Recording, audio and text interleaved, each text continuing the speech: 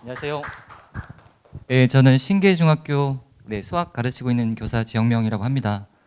네, 선생님들도 다 아시다시피 매년 학기 초에 통계청에서 공모하는 통계 교사학습 자료 개발 교사 연구회라는 공모 사업이 있는데요. 저희 매년 지원을 해서 선발이 돼가지고 저희가 연구했던 결과들을 이번 이 기회에 발표하게 되었습니다. 제 제목은 다교과 융합 통계 교사학습 자료 개발 사례라는 제목이고요.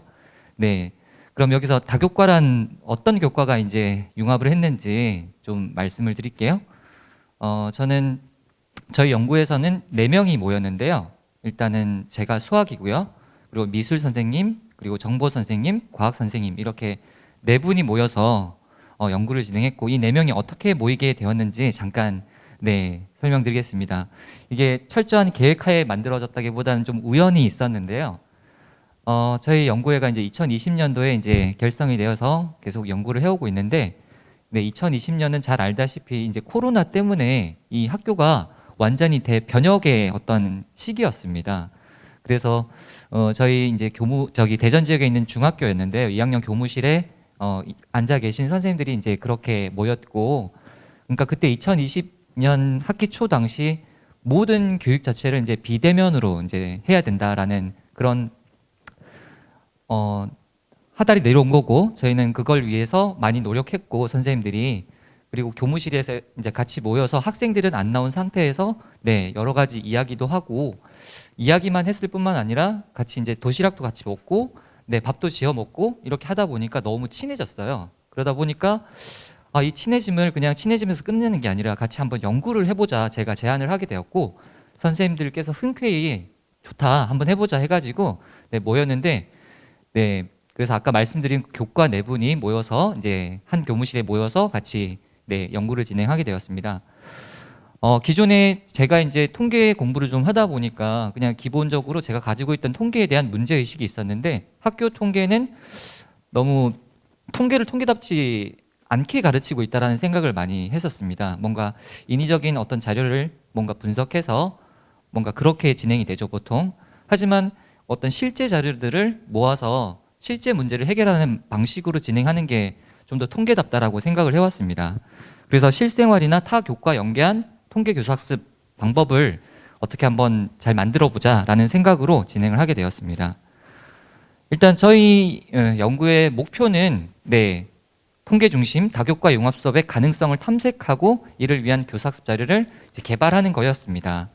그리고 제 나름대로, 그리고 다른 선생님들과 함께 가지고 있었던 그 암묵적인 가정은, 그러니까 이런 통계나 통계학의 그 발전 역사를 보면 다교과 융합 수업은 충분히 가능할 거다라는 일단은 가정이 있었습니다. 특히 뭐 최근에 빅데이터 기반 인공지능 활용해서 여러 가지 분야의 문제를 해결하고 있으니까요. 다양한 분야를 연결시켜서 뭔가 이런 실생활 중심의 다교과 융합 수업이 가능할 거라고 생각하고 저희는 접근을 했습니다.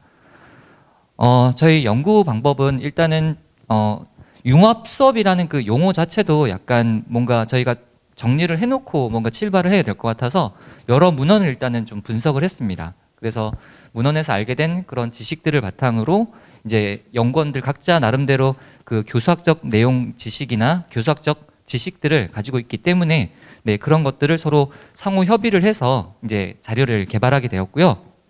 실제 수업도 이제 실행을 했었습니다.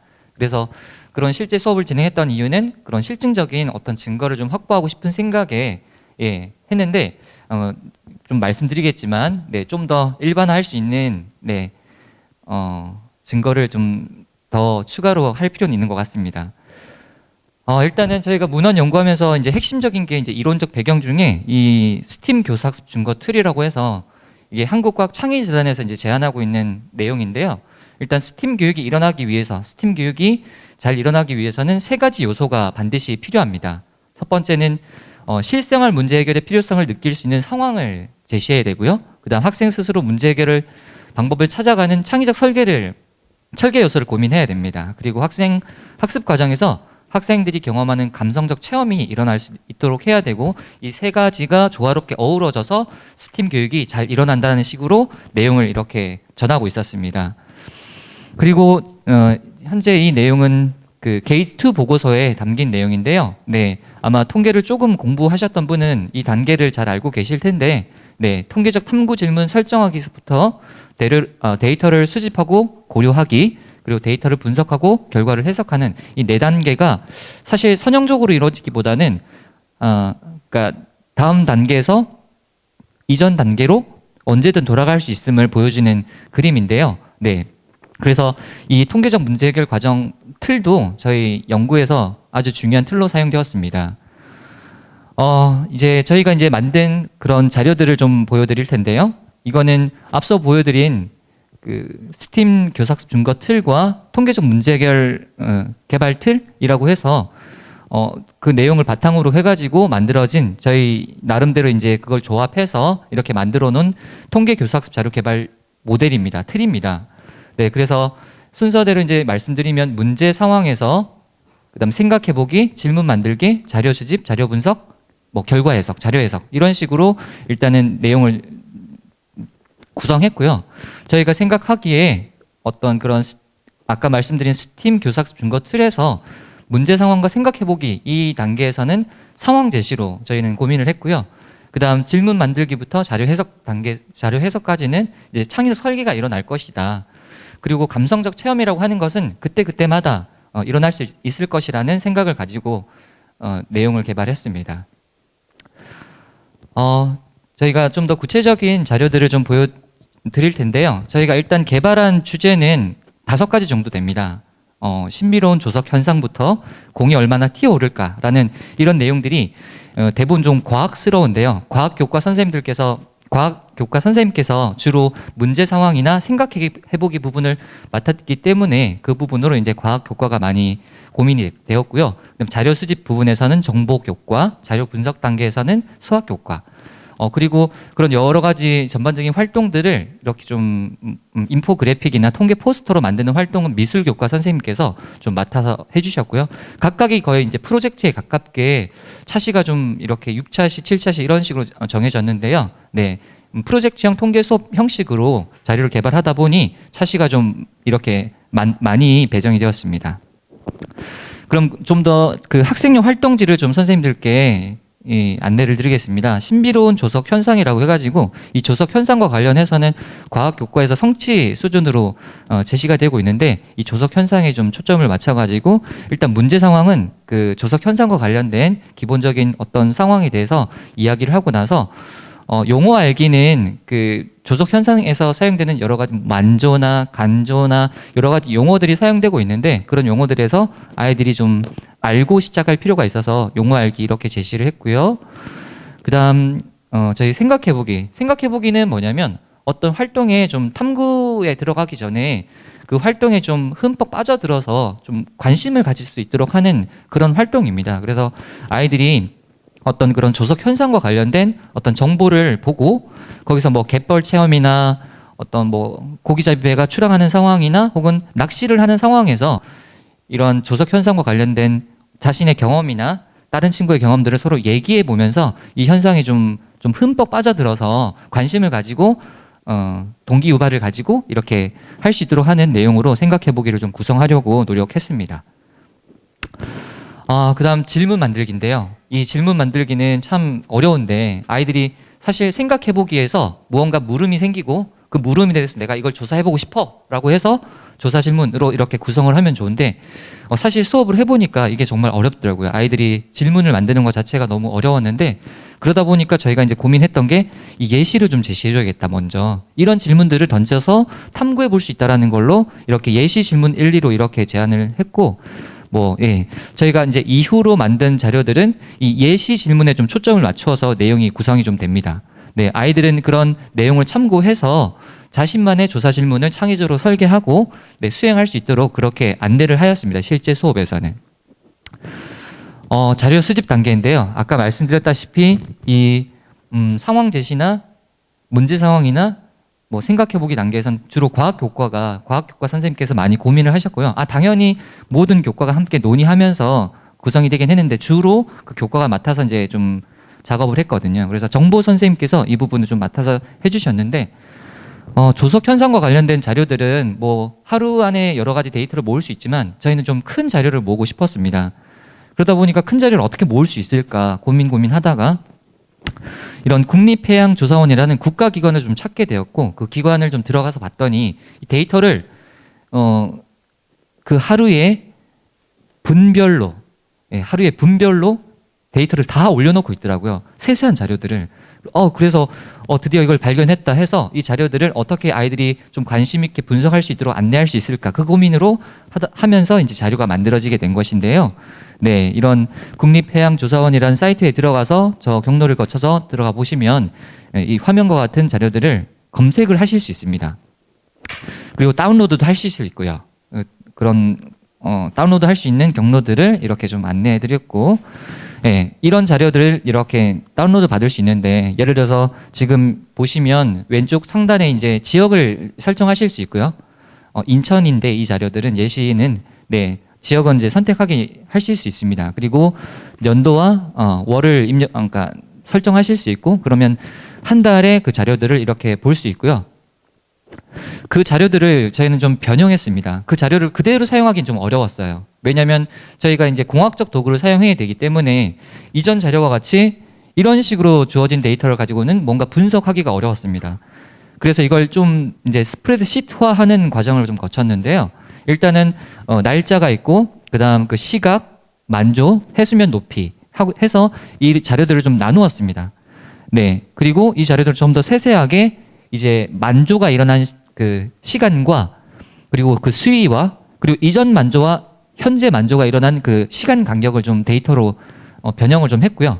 그래서 이 작업은 사실 그 사이트에서 제공한 자료는 아니고 저희 교사들이 아이들이 어떻게 데이터 분석을 할 수 있도록 좀 준비를 시킬 수 있을까, 약간 전처리 과정을 좀 거친 거고요. 아이들은 그 자료들을 좀 파일 형식으로 받아서 분석에 좀 더 집중할 수 있도록 그렇게 진행을 했습니다. 이거는 간주 상황이고요.